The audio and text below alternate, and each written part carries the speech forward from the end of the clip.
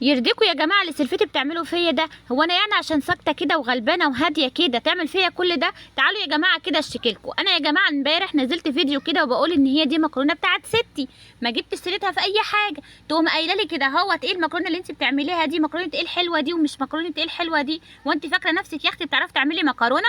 مكرونه ايه يا حبيبتي؟ تعالي وانا اوريكي.